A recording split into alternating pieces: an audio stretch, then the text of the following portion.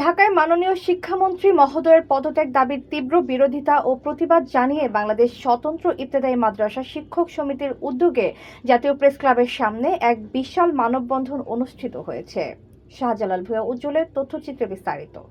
সংগঠনের সভাপতি মোহাম্মদ তাজুল ইসলাম ফরাজির সভাপতিত্বে আয়োজিত এই মানববন্ধনে প্রধান অতিথি হিসেবে উপস্থিত ছিলেন বাংলাদেশ মাদ্রাসা শিক্ষক সমিতির সভাপতি মাওলানা মোহাম্মদ দেলোয়ার হোসেন।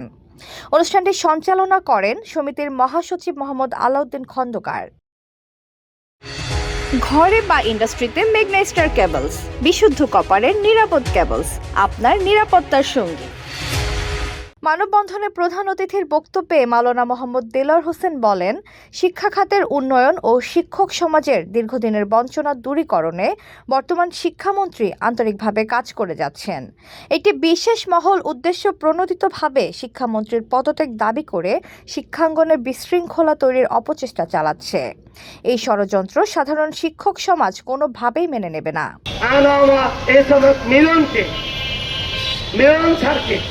দায়িত্ব দিয়েছেন, কিন্তু দেখা যায় যখন তিনি ইবতেদায়ী মাদ্রাসা নয় জাতীয়ভাবে সমস্ত শিক্ষা প্রতিষ্ঠানকে জাতীয়করণের লক্ষ্যে সম্মতি হয়েছে, অচিরে প্রতিশ্রুতি দিয়ে গেছেন, কাজ চলছে। প্রথম ইবতেদায়ী মাদ্রাসাকে প্রাইমারি সমকক্ষভাবে এবং বর্তমান এনজিওভুক্ত করার সভাপতির বক্তব্যে মোহাম্মদ তাজুল ইসলাম ফরাজি বলেন, ইবতেদায়ী মাদ্রাসা শিক্ষা সহ দেশের শিক্ষা ব্যবস্থার চলমান অগ্রযাত্রাকে ব্যাহত করতে শিক্ষামন্ত্রীর বিরুদ্ধে মিথ্যা ও ভিত্তিহীন দাবি তোলা হচ্ছে। আমরা এই অযৌক্তিক পদত্যাগ দাবির তীব্র প্রতিবাদ জানাচ্ছি এবং শিক্ষামন্ত্রীর হাতকে শক্তিশালী করতে শিক্ষক সমাজ ঐক্যবদ্ধ রয়েছে। HPL uPVC pipe and fittings, শক্ত, মজবুত ও দীর্ঘস্থায়ী, এক পাইপে জীবন পার।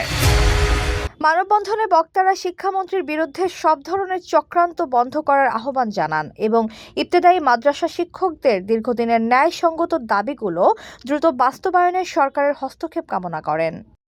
মানববন্ধনে বাংলাদেশ স্বতন্ত্র ইবতেদায়ী মাদ্রাসা শিক্ষক সমিতির কেন্দ্রীয় ও বিভিন্ন পর্যায়ের নেতৃবৃন্দ সহ সর্বস্তরের শিক্ষকরা অংশগ্রহণ করেন। এতক্ষণ আপনাদের সাথে ছিলাম তামান ইসলাম তন্নি। প্রতিদিনের নিউজ আপডেট পেতে আমাদের সাথেই থাকুন।